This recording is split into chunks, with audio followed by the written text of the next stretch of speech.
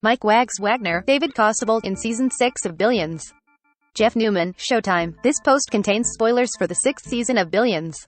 Peloton can't quite escape the publicity headaches from TV shows featuring its products.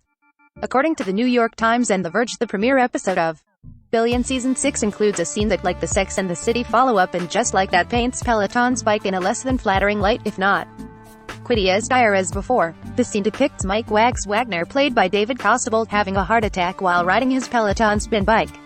Unlike the "And Just Like That" scene, however, Wagner survives. He even references the AJLT scene, telling staff that he's not going out like that character.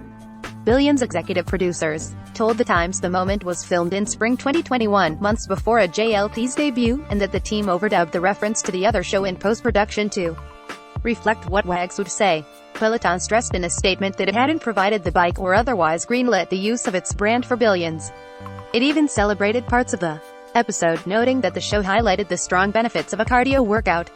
When the AJLT scene caused a panic, Peloton faulted the character's lifestyle and suggested the bike at least delayed the inevitable. It went on to create a promo to defend its products in response, although it pulled that ad soon after when the focus of the promo, actor Chris Noth, faced accusations of sexual assault. The Billions scene isn't the biggest PR crisis Peloton has faced lately. The company's stock price plunged after it since denied claim it halted production due to slowing sales. However, it does illustrate Peloton's odd position.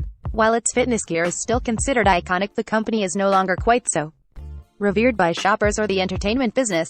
All products recommended by Engadget are selected by our editorial team, independent of our parent company. Some of our stories include affiliate links. If you buy something through one of these links, we may earn an affiliate commission.